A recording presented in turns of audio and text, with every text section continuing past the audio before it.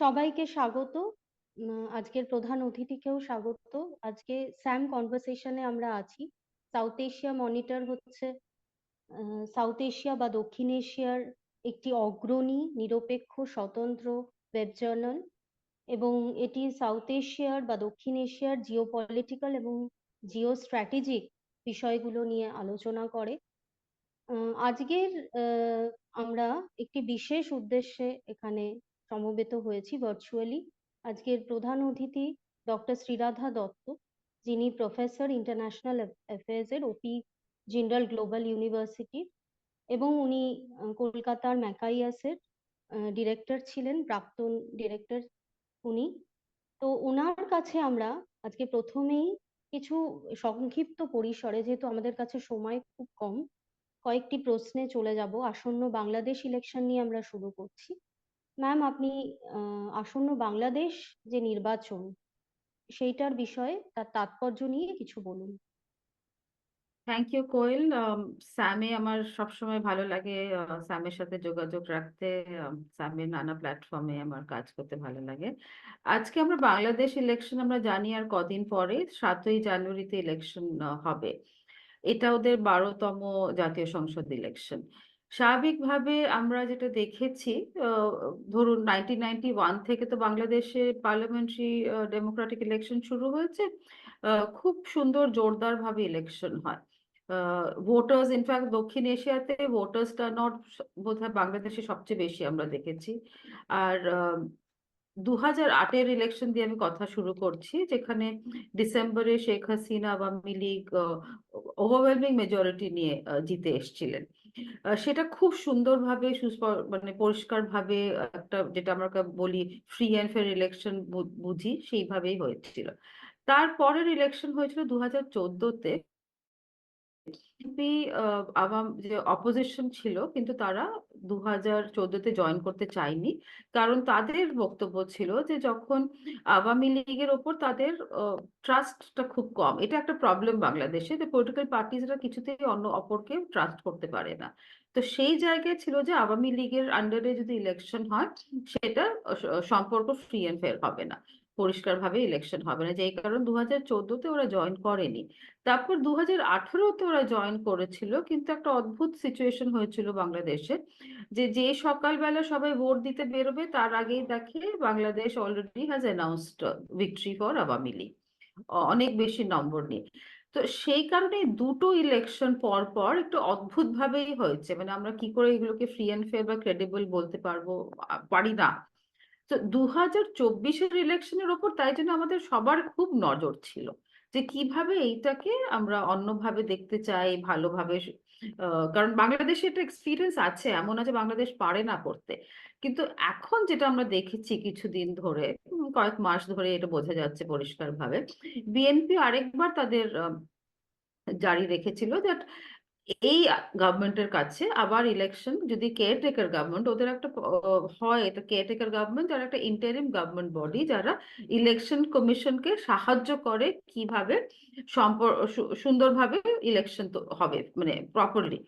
সেই ওটা particular caretaker government constitutionally তাকে, যখন শেখ হাসিনা আসার পর, যখন উনি 2009-তে এলেন, তারপরে উনি ওটাকে কনস্টিটিউশনালি আবার বাইর করে দিয়েছিলেন।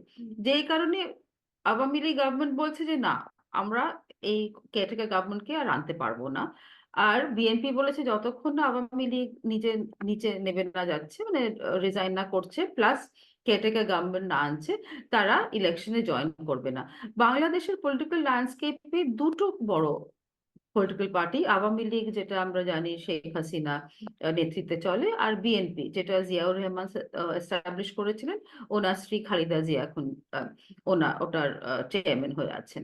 সো ন্যাচারালি দুটো, যদি একটা দেশে দুটো মেইন পলিটিক্যাল পার্টি থাকে, তার মধ্যে একজন ইলেকশন জয়েন না করে ফর হোয়াট এভার রিজন, 2014 বলুন, 2018-তে একটা অন্যরকম হয়েছিল, 2024-এ, তো সেইটাতে ন্যাচারালি একটা বড় অংশ বাদ চলে যাচ্ছে। তো সেটাকে আমরা কি করে আর আহ, সুস্থভাবে ডেমোক্রেটিক ইলেকশন, যেটাকে বলি free and fair multi party election, সেটা বোধহয় ঠিক দাঁড়াচ্ছে না বাংলাদেশ।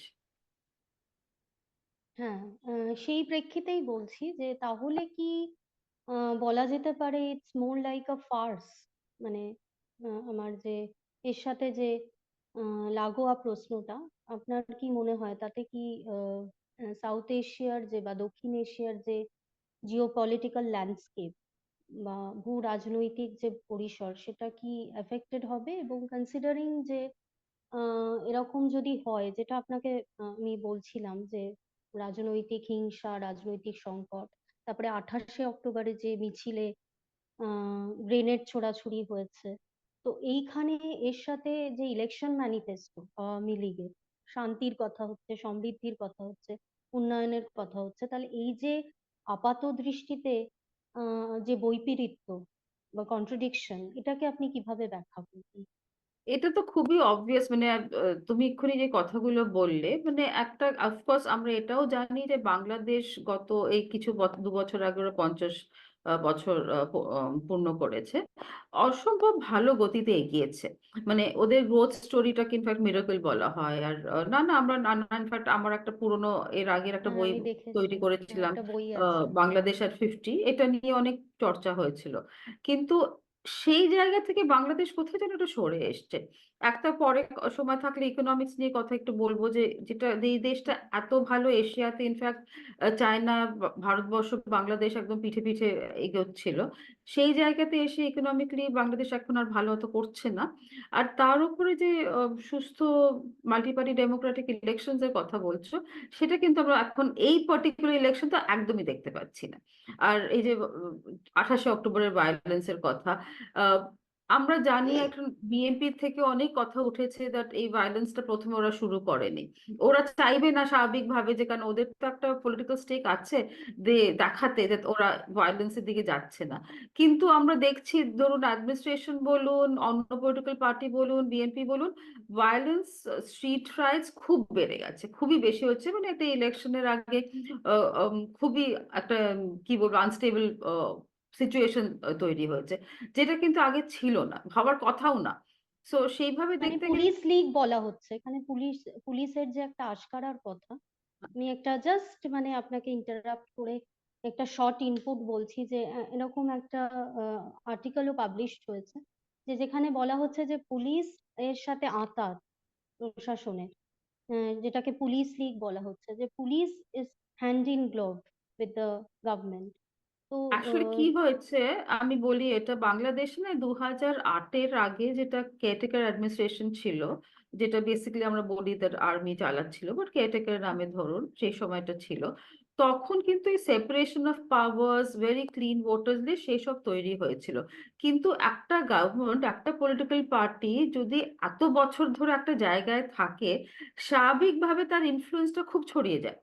আর বাংলাদেশে এনি কেস খুব এই সেপারেশন অফ পাওয়ার্স না একটু খুবই, মানে কি বলবো, ফাজি ছিল। তো সেই কারণে এই যে পুলিশ কেন, any organ of the government যদি দেখেন আপনি, জুডিশিয়ারির কথা আমি বলতে পারি, নানা জায়গার কথা বলতে পারি, এখানে মানে খুবই স্টিরিওটাইপ, যেটা এক্সিকিউটিভ ওভাররিচ বলি, সেটা কিন্তু হয়ে এসছে। আর একদমই তাই, সিকিউরিটি ফোর্সেস, পুলিশ, সবাই কিন্তু মানে গভর্নমেন্টের ইশারায় কাজ করছে, স্বাভাবিকভাবে সেটা হয়ে থাকে। কিন্তু এটা একদম মানে খুব একচোখা ভাবে কাজ হচ্ছে। মানে অ্যাকচুয়ালি মানে অনেকবার অনেক নানান মিডিয়া রিপোর্ট এসছে দ্যাট ভায়োলেন্স কিন্তু শুরু করেছিল অন্য দল বা অন্য অন্য ব্যক্তি বা অন্য লোক, কিন্তু একটা পার্টিকুলার পলিটিক্যাল ডিসপেন্সেশনকে বলা হচ্ছে যে না, ওরাই করেছিল। তো সেই কারণে তো মানে সবকিছুই যখন একটা মানে কন্ট্রোলে এসে যায় গভর্নমেন্টের প্রত্যেকটা অর্গান, ন্যাচারালি তার মধ্যে democracy problem, human rights violation, এগুলো তো সবার চোখেই নজরে পড়ছে। হ্যাঁ, ম্যাডাম, আমার যে পরের প্রশ্নটা আমি যেটা ভেবে রেখেছিলাম, যে বাংলাদেশের আহ, যে প্রেক্ষিতে, এই ইলেকশনের প্রেক্ষিতে বা তার আগেও আমরা যেটা দেখেছি, আপনি যেটা এক্ষুনি মেনশনও করলেন, অর্থনীতি একটা সময় খুব রাইজ করছিল, এখন সেরকম না, একটা জায়গায় গিয়ে স্ট্যাগনেটেড হয়ে গেছে। এবং তার সাথে, সেটাই আমরা আবার সময় থাকলে আসবো, কিন্তু আমি যেটা বলতে চাইছি যে ইন্ডিয়া, ভারত এবং চীন এবং বাংলাদেশের যে একটা ত্রিমুখী মানে একটা ত্রিভুজ সম্পর্ক, এবং আমরা জানি যে বাংলাদেশের stakes are very high for China. চীন কিন্তু হেভিলি ইনভেস্ট করেছে বাংলাদেশে, এবং ভারতের সাথে কনসিডারিং যে চীনের যে সম্পর্ক সেটা খুব একটা ভালো নয়। তো সেই ক্ষেত্রে বাংলাদেশে মলদ্বীপসের মতো যদি আবার প্রেজেন্স বেড়ে যায় চীনের, সেক্ষেত্রে আপনি সেই ব্যাপারটা কিভাবে দেখছেন? মানে how is the China factor বা চীনের যে ফ্যাক্টরটা, সেইটা বাংলাদেশের ইলেকশনের প্রেক্ষিতে বা ইন জেনারেল কি করে ইন্ডিয়াকে সাউথ এশিয়ান হটস্পট হিসেবে এফেক্ট করতে পারে বা প্রভাবিত করতে পারে বলে আপনি মনে করেন? দেখো, দেখুন 75 এর পর থেকে আমরা দেখেছি চীন খুব ক্লোজলি, প্রথম রেকগনিশন তো চীন মুজিবুর রহমানের পরেই দিল বাংলাদেশকে। সেই থেকে আজকের যে সিচুয়েশনটা, মানে এমন কোনো অ্যাসপেক্ট নেই, বায়োল্যাটারাল রিলেশনের কোনো ইস্যু নেই যেখানে চীন বাংলাদেশের সঙ্গে ক্লোজলি কাজ করছে না। ইনফ্রাস্ট্রাকচার, ইকোনমি, অন্য আদার অ্যাসপেক্ট, ডিফেন্স, ডিফেন্স কোঅপারেশন তো খুবই মজবুত দুজনের। সো চীনের সঙ্গে বাংলাদেশের সম্পর্কটা খুবই গভীর, খুবই সাস্টেনেবল, অনেকদিন ধরেই চলছে। আমরা এটাও জানি, দু একটা মিডিয়া রিপোর্টে দেখেছি যে এই সোনাদিয়া পোর্টের কথা, যে ওটা চায়নাকে বোধহয় দেওয়া হচ্ছিল, তারপর তারপর দেওয়া হয়নি, কারণ বোধহয় ভারত তার মধ্যে কিছু আপত্তি জানিয়েছে। তো এটা ঘটনা যে দক্ষিণ এশিয়াতে চায়না যেভাবে সবকটা ইন্ডিয়ান নেবরের সঙ্গে খুব ডিপলি কাজ করছে, তাতে কিছুটা আমাদের একটা আশঙ্কার জায়গায় তৈরি হয়। কারণ আমরা জানি যে আমাদের সঙ্গে চীনের যেটা খুবই, স্পেশালি এক্ষুনি যখন কথা বলছি আমরা একটা হস্টাইল সিচুয়েশনে দাঁড়িয়ে আছি। আমাদের ধারণা হয় that প্রত্যেকটা দেশে ওরা চেষ্টা করবে কিছু একটা অ্যান্টি ইন্ডিয়ার পজিশন নিতে, আমাদের সিকিউরিটি একটা থ্রেটের জায়গা হয়, তো বাংলাদেশেও সেটা।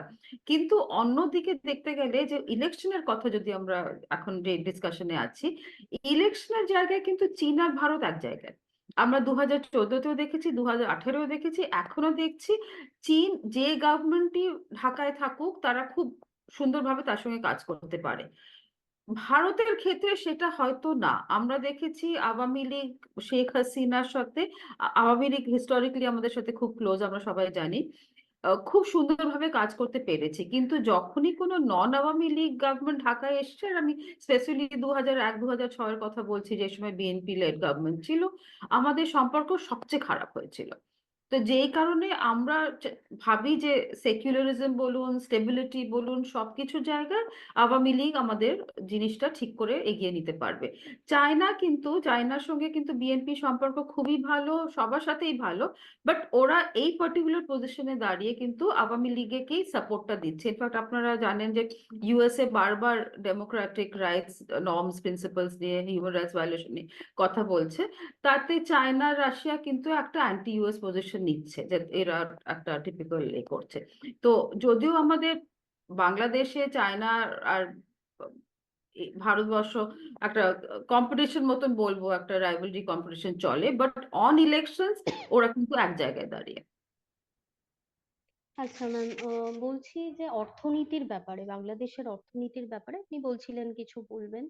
তো অর্থনীতির যে জায়গাটা, বাংলাদেশ আমরা জানি যে আহ, একটা সময় মাইক্রো ক্রেডিটের বিষয়টা ছিল বাংলাদেশে, মোহাম্মদ ইউনিসের কথা আমরা শুনেছি, বা গার্মেন্ট ইন্ডাস্ট্রি বাংলাদেশে খুবই ভালোভাবে চলেছে। কিন্তু এখন যে মূল্যবৃদ্ধির জায়গাটা, বিশেষ করে খাদ্যের ক্ষেত্রে, ফুড ইনফ্লেশন, বা সেইটা কি করে মানে আপামর জনতা সেটা কি করে কনফ্রন্ট করছে, আর কিভাবে আওয়ামী লীগ যদি আবার ক্ষমতায় আসে, যেটার দের ইজ অল প্রবাবিলিটি আমরা দেখতে পাচ্ছি, তাহলে সেটা কি করে কাউন্টার করবে বলে আপনার মনে হয়?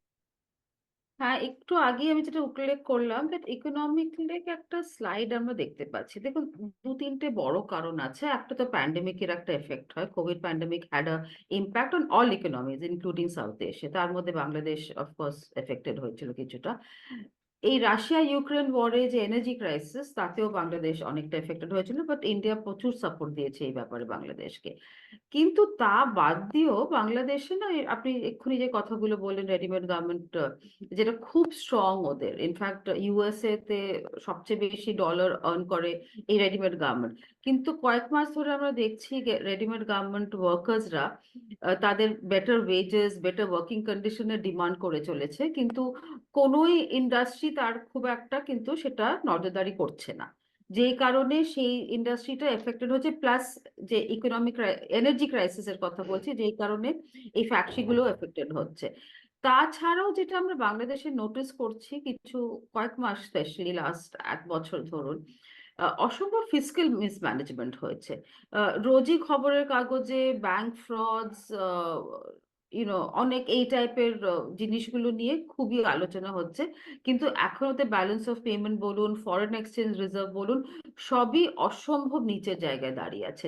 টু দ্য এক্সটেন্ট কয়েক মাস আগে ওরা আইএমএফ কাছে একটা সাপোর্ট চেয়েছিল, 4.8 বিলিয়ন মতন টাকা তারা দিয়েও ছিল। এখন আরো কথা চলছে যে কার কাছে আরো টাকা পাওয়া চাইতে পারে তারা।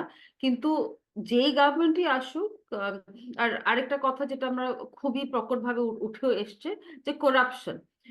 বাংলাদেশে চিরকালই যতই ভালো করুক না করুক, একটা করাপশন লেভেল নিয়ে একটা সবসময় সবার একটা আহ, প্রসঙ্গ থাকতো।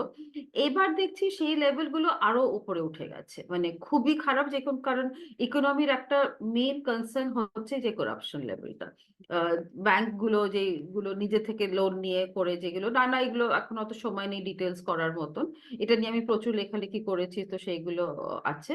তো আপাতত আই থিঙ্ক সবাই খুব পলিটিক্যাল ক্রাইসিস চ্যালেঞ্জ নিয়ে প্রিঅকুপাইড, ফোকাসড। কিন্তু ইকোনমিক চ্যালেঞ্জটা কিন্তু ইলেকশনের পরে সবচেয়ে বেশি কঠিন হয়ে দাঁড়াবে। আচ্ছা ম্যাম, আমি তো আমার তো ইচ্ছা করছে আপনাকে অনেক প্রশ্ন করতে, কিন্তু সময় সংক্ষিপ্ত।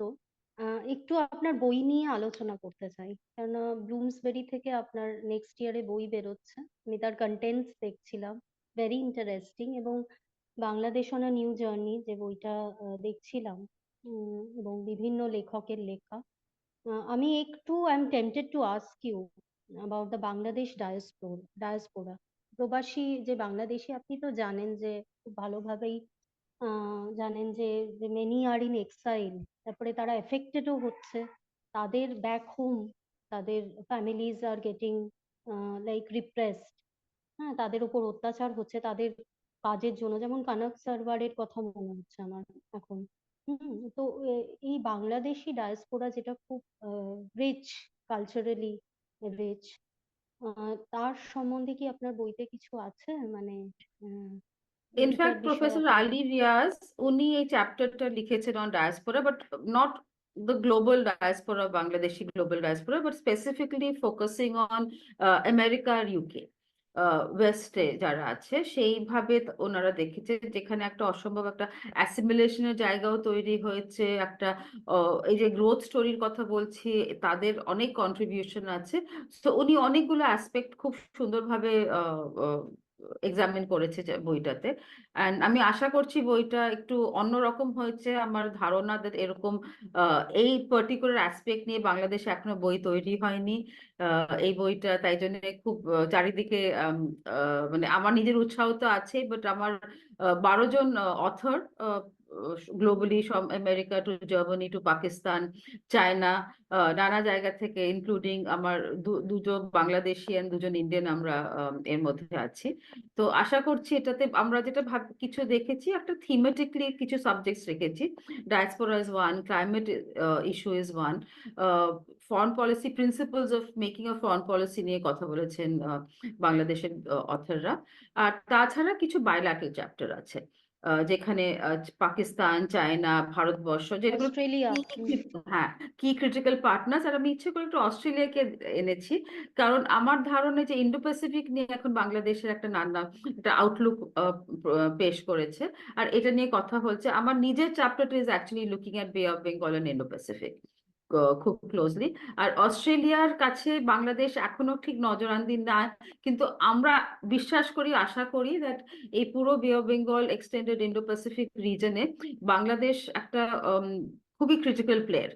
তো অস্ট্রেলিয়া বলুন, বাকি যে কোয়াড বা বাকি ইন্ডো প্যাসিফিকের কাছে সেই ভ্যালুটা দিনে দিনে বাড়বে, যেই কারণে এই চ্যাপ্টারটাও রাখা হয়েছে এখানে। প্লাস অফকোর্স আমরা সাউথ ইস্ট এশিয়া নিয়ে, আর আপনার মিয়ানমার, রোহিঙ্গা ক্রাইসিস, এই জিনিসগুলো আমরা এর মধ্যে রেখেছি। হ্যাঁ, ওটা নিয়ে আমি ভেবেছিলাম প্রশ্ন করব আপনাকে, কেননা কুতুপালং যে রিফিউজি ক্যাম্পের বিষয়, সেগুলো আমি এখানে আর আনছি না। ভবিষ্যতে যদি স্যামের পক্ষ থেকে সুযোগ হয় অবশ্যই ফিরে আসবো।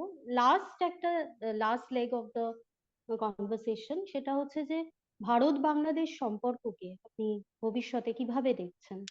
এটার প্রসপেক্টটা কি বলে আপনার মনে হয়? দেখুন, ভারত আর বাংলাদেশ দুজন দুজনের সাথে কাজ করতে হবে, এটার কোনো আদার অপশন নেই। দুজন দুজনের সঙ্গে ভালো সম্পর্ক না রাখলে দুজনেরই ক্ষতি হবে। কিন্তু আমি বিশ্বাস করি যে ইলেকশনের এই সময় যেরকম একটা পারসেপশন তৈরি হয়েছে, রংলি বলুন বা হোয়াট এভার, দ্যাট এই যে আওয়ামী লীগ বা শেখ হাসিনা যেটা করছেন, এরকম ওয়ান সাইডের একটা পার্শিয়াল ইলেকশন, আপনি কথাটা ফার্সিক্যালি ইউজ করেছেন, আহ, সেইটাতে সবার ধারণা কোয়াইট আন্ডারস্ট্যান্ডেবলি যে ভারতবর্ষ তাকে অনেকটা সাপোর্ট দেয়। ইনফ্যাক্ট অনেক জায়গা স্টেটমেন্টসও আছে বা কথা আলোচনা ডিসকাশন আমরা করেছি, যেখানে আমাকে ওপেনলি বাংলাদেশি অথররা বলেছে যে 2014 আর 2018 ভারত যদি সাপোর্ট না করতো এটা সম্ভব হতো না। তো সেই কারণে একটা অ্যান্টি ইন্ডিয়া পারসেপশন গ্রো করেছে, অনেকদিন ধরে নানা ফ্যাক্টরস অফ কাজ করে এটাতে। তো আমার ধারণা এটা ইন্ডিয়ার পক্ষে ভালো না। কারণ আপনার প্রক্সিমিটি আছে আওয়ামী লীগের সাথে, হিস্টোরিক্যালি ট্রেডিশনে, সেটা আমরা জানি। কিন্তু আমরা খালি একটা পলিটিক্যাল পার্টির সঙ্গে কাজ করব, আর কারোর সঙ্গে কাজ করব না, সেটা জায়গা, যুক্তির জায়গা আমার কাছে নেই। কারণ আমি বিশ্বাস করি যে বাংলাদেশ ইন্ডিয়ার যে সম্পর্কটা গড়ে উঠেছে, সেটা কমন লোকের সুবিধের জন্য, ভালোর জন্য। তো সেইটা যখন আমরা এস্টাবলিশ করতে পেরেছি, পলিটিক্যাল পার্টি যেই থাকুক না, যেই গভর্নমেন্টই ঢাকায় থাকুক, আমাদের কিন্তু একটাই চেষ্টা থাকার কথা যে সবার সাথে কি করে ভালো করে আমরা কাজ করতে পারি। এই জায়গাটাতে বোধহয় স্পেশালি 2024-এর ইলেকশনে মনে হচ্ছে যেন একটা ভারতের পথে একটা খুব একটা ক্রিটিক্যাল একটা ভিউ তৈরি হয়েছে বাংলাদেশে, স্পেশালি এই জায়গাটাতে দাঁড়িয়ে আছে যেখানে। ম্যাম, এতগুলোই প্রশ্ন আমি ভেবে রেখেছিলাম, কন্টিনিউ করতে ইচ্ছা করছে, বাট মাই অ্যাপোলজিস। একটা টাইম কনস্ট্রেন্টের ব্যাপার আছে। আপনার মূল্যবান সময় দেওয়ার জন্য অসংখ্য ধন্যবাদ। আমার কিছু বলার নেই। From the day I connected with you, I felt really good. You are very approachable. আপনার সাথে কথা বলে অসম্ভব ভালো লাগলো, and I am looking forward to your book. I intend to buy it, কেননা সাউথ এশিয়া আমার এরিয়া অফ ওয়ার্ক। আমি স্যামের রেগুলার কন্ট্রিবিউটর, স্যামের জন্য লিখি। এবং দক্ষিণ এশিয়া এমন একটা রিজন যেটা is always in the news. তার বিভিন্ন দেশের যে ডেভেলপমেন্টস তার জন্য, এবং সাউথ এশিয়া মনিটর এর যে কাজ করছে দক্ষিণ এশিয়ার পার্সপেক্টিভে বা ইন্দো প্যাসিফিক রিজনের জন্য, সেটা সত্যি অভূতপূর্ব। আহ, আমার সুযোগ হয়েছে অনেক আর্টিকেলস পড়ার। আমার ইনফ্যাক্ট প্রফেসর যাদবপুর ইউনিভার্সিটির, উনি late professor, he is no more, উনি স্যামের কথা প্রথম আমাকে সাজেস্ট করেন। মানে আমরা অনেক কিছু পড়ি কিন্তু অনেক বিষয় আমরা জানতে পারি না। অনেক ভালো ভালো লেখা থাকে, যেমন ডিপ্লোম্যাটের কাজ আছে, অন্যান্য থিঙ্ক ট্যাঙ্কের যে ওয়েব জার্নাল তাদেরও কাজ আছে, কিন্তু আমার মনে হয়েছে সাউথ এশিয়া মনিটরের যা কাজ হচ্ছে, এবং তার জন্য একটা স্পেশাল থ্যাঙ্কস অবশ্যই আন্তরিকভাবে প্রেসিডেন্ট তরুণ বাসুকে। উনি আমাকে সুযোগ দিয়েছেন এই আপনার সাথে কথা বলার, এবং আমার খুবই ভালো লাগছে একজন এত বড় মাপের মানুষের সাথে কথা বলতে পেরে। এবং আপনার কাজ, আপনি যখন ম্যাকাই এসেছিলেন তখনও আপনার লেখা পড়েছি, ম্যাকাই এসে ভিজিট করেছি। এবং সাউথ এশিয়া মনিটর যে নিরপেক্ষতার সাথে কাজ করছে স্বতন্ত্রভাবে দক্ষিণ এশিয়ায়, যা যা কন্ট্রিবিউটরি যে আর্টিকেলস গুলো, এবং তার যে রেঞ্জ আর ওয়াইড স্টাইল অফ রাইটিং বিভিন্ন বিষয়ে, শুধু জিও পলিটিক্স নয়, জিও ইকোনমিক্স নয়, জিও স্ট্র্যাটেজিক যে বিষয়গুলো সেগুলো নয়, কালচারাল স্টাডিজ এর ওপরেও অনেক লেখা আছে সাউথ এশিয়া মনিটরের। ক্রিকেট হিস্ট্রির ওপর আছে। আমি পড়ি রেগুলারলি, ভালো লাগে পড়তে, এবং আমি সবাইকে অনুরোধ করবো অডিয়েন্সকে পড়তে। এবং ভবিষ্যতে ম্যাম আপনার সাথে আরো বেশ অনেকবারই, একবার বলবো না, অনেকবারই কথা বলার ইচ্ছা থাকলো। Thank you for your time. Thank thank you you ma'am. Koel, আমি আগেই বলেছি সাউথ এশিয়া মনিটরের সঙ্গে আমি অনেক বছর ধরে যুক্ত। তরুণ এবং আমার এই খুব ক্ষেত্রে বলে রাখি ম্যাম যে আপনার যে বিভিন্ন কনভারসেশন স্যামের সাথে আছে, এবং এশিয়া সোসাইটির সাথেও দেখেছি, খুব ভালোভাবে আমি শুনেছি, উপভোগ করেছি। এবং ইচ্ছা ছিল আরো অনেকক্ষণ কথা বলার, কিন্তু আমি নিরুপায়। থ্যাংক ইউ ফর ইয়োর ঠিক টাইম। আছে। আপনার থ্যাংক মূল্যবান ইউ কোয়েল। সময়ের জন্য থ্যাংক ইউ। আবার অশেষ কথা হবে ধন্যবাদ। পরে। Thank you. Thank you.